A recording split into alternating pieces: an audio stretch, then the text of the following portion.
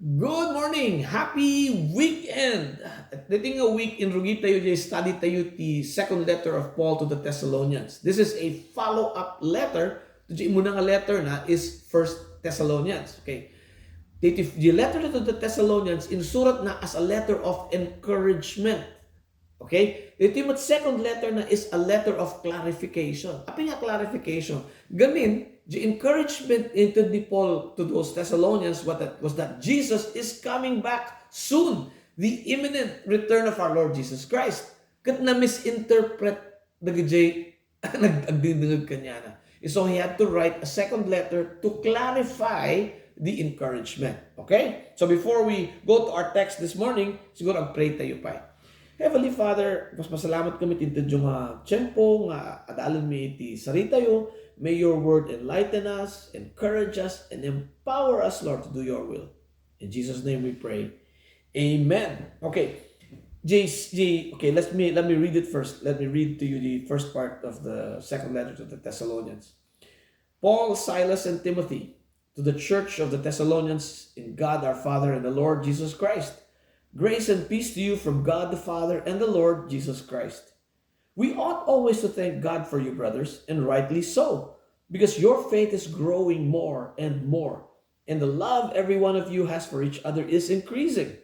Therefore, among God's churches, we boast about your perseverance and faith in all the persecutions and trials you are enduring.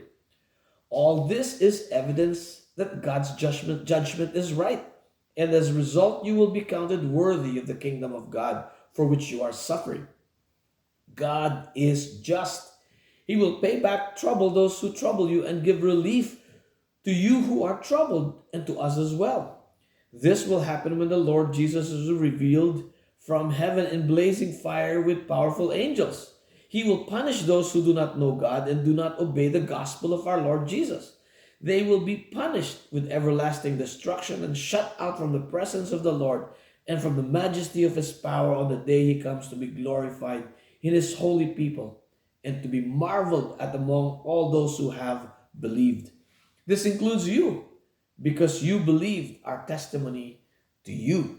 Okay, so the first part of the letter ni Paul, okay, pasalamat isuna for the Thessalonians for their increasing love and increasing faith and their perseverance and faith in spite of their challenges. Di pagsubok kanyada. Kat kuna ni Paul, dito yung perseverance and faith is an evidence.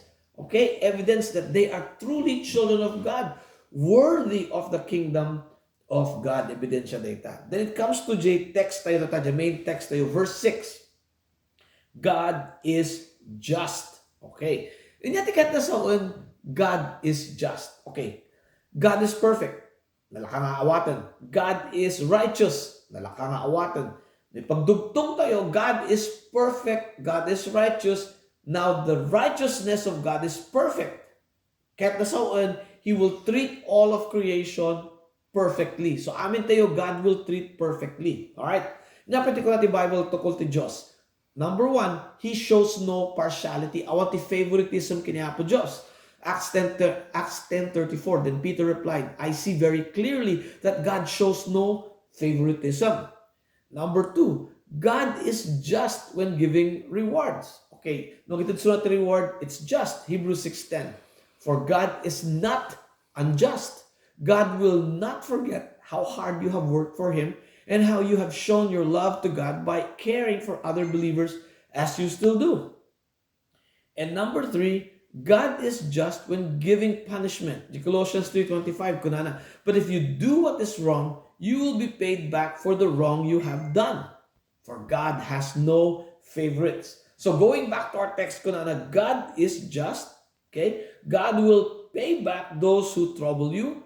God will relieve or reward those who are His children. And katno nga mangyari dito yung reward will happen when Jesus is revealed. Og sublinto niya po Diyos, and Jesus will return with power and punishment for those who do not believe. Nako, very scary data. But God is just, which is a blessing para kanya tayo who believe, but it's man's biggest problem. Kasi ano nga man's biggest problem? That God is just. I mean, God is holy. God is righteous. Okay? And God is just and God is perfect. God's justice is perfect. And because God's justice is perfect, God demands perfection from us. Kailangan perfect tayo. Kasi ano nga I am a sinner. I am unholy. I am unrighteous. I am imperfect. How can I have a relationship with a perfect God? Hanga mabalin. And part of the problem, ado gamitin mo yung magbaga, do the false assumptions that apo Diyos manakaasi, God is full of mercy, God is full of grace. He will just single-handedly wipe all our sins. After all, hambang kaya na apo Diyos nga, silang di na, tapos napatawad na namin yung basol tayo and awanan ti punishment tayo. Amo yung God will not do that because God cannot do that because God is perfect in His righteousness. God is just. Kung the Bible, Romans 6:23, but the punishment of sin is death. And the only way that God can declare us righteous is through His own perfect righteousness, using His own perfect justice system, using God's wisdom and God's perfect love and mercy. God gave us the perfect solution, His perfect Son, Jesus Christ, to provide us the only solution, the only way to be justified. Now, Lord did this when He died on the cross for the forgiveness of our sins. Hallelujah. So this perfect God who just provided us with this perfect solution to our problem of sin. Dito ko na Romans chapter 3 verse 22 to 26. We are made right with God by placing our faith in Jesus Christ. And this is true for everyone who believes, no matter who we are. For everyone has sinned and falls short of God's glorious standard. Yet God, in His grace, freely makes us right in His sight. He did this through Jesus Christ when He freed us from the penalty of our sins. For God presented Jesus as the sacrifice for sin. And people are made right with God when they believe that Jesus sacrificed His life, shedding His blood. This sacrifice shows that God was being fair when He held back and did not punish those who sinned in times past. For He was looking ahead and including them in what He would do in this present time. God did this to demonstrate His righteousness, for He Himself is fair and just, and He makes sinners right in His sight when they believe in Jesus. Yan. And you know, while most of you who are watching this podcast, siguro intudyo mo ito tibiyagyo kinapo Diyos, and sukoy mo ito tibiyagyo kinapo Diyos. At napay siguro dagay bibuya. Ngahanpay nga simuko kinapo Diyos. Dito iti warning para kanyayo and a command from Jesus Christ Himself. In Mark 1:15, the time has come. The time has now come. Tatan, the kingdom of God is near. Repent and believe the good news. And kada tayo nga insuko tayo tibiyag tayo kinapo Diyos. Dito mo ti command para kanya tayo Mark 16:15. Go to all the world and preach the good news to all creation.